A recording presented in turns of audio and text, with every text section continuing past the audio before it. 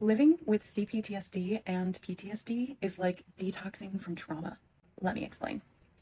If you live with PTSD or cPTSD, how you react to triggers and situations might be different from another person who lives with either of those diagnoses. And for me, I am getting better in the sense that I am having less flashbacks as time goes on, in the sense that I am having less nightmares as time goes on. And the thing is, like, when my stress flares up, I have more nightmares. When I sleep in an unfamiliar place, which is extremely rare, I have more nightmares because my nervous system doesn't feel safe because it's not certain and convinced of the place that I'm in.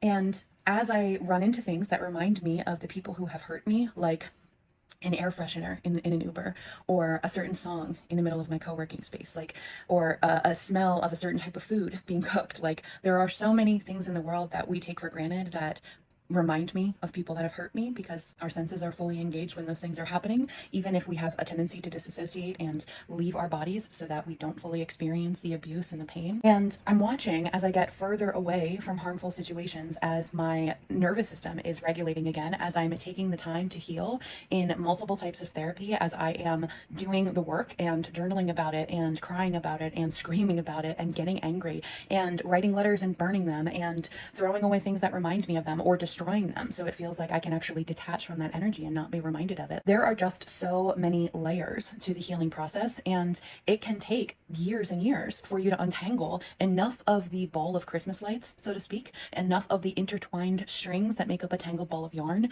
within you to actually feel free. I am at about 2.5 years out from my most abusive relationship, and I have almost 30 decades. I'll look great for 150 years. Wait, 30 decades? 300 years? I can do math, I promise. I have almost 3 decades of trauma in my life. I have 30 years of being told that I was not good enough, of being told that I was disowned or that I was unworthy, of being told that I was less than human and that my body was for other people, of all of these experiences in which I was not valued and in which I didn't know it was my choice to learn how to value myself because my trauma started so young. And so now when I see someone that is struggling so much with PTSD, I feel so much empathy and compassion for them because I know what it's like to be completely overwhelmed by your mental health, to be completely overwhelmed by your nervous system and your body reacting to things that you have no control over. And in the moment of those triggers, I still get triggered. I am actually making a video series right now every time I realize a trigger, particularly when I'm like out in public and it's a moment of like, can I even react? Can I help myself to not disappear and try to process on my own? Like, can I regulate? Can I use the tools that I've learned?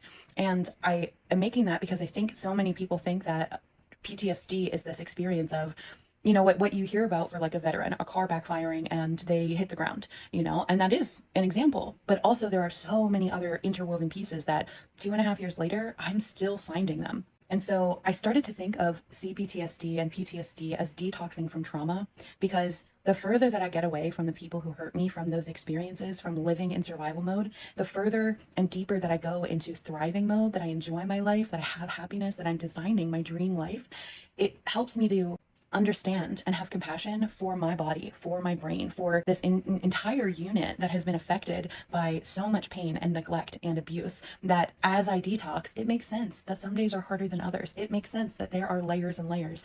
It makes sense that if you have only ever walked down one street in your life and there's a hole in the middle of the street and you fall in, that you would continue to walk down that street until someone helps you see that there's another way. So this was just long and rambly about my experience with PTSD, and I would love to know, what does it look like for you? And it doesn't have to be PTSD, it can really be anything related to mental health. What does depression look like for you? What does anxiety look like for you? What does it look like for you to operate in a world that does not support the fact that our mental health is a valid part of our experience, is a valid piece of the puzzle when it comes to taking care of our health?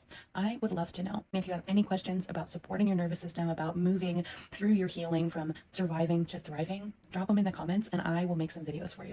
P.S. You're doing a great job, bestie.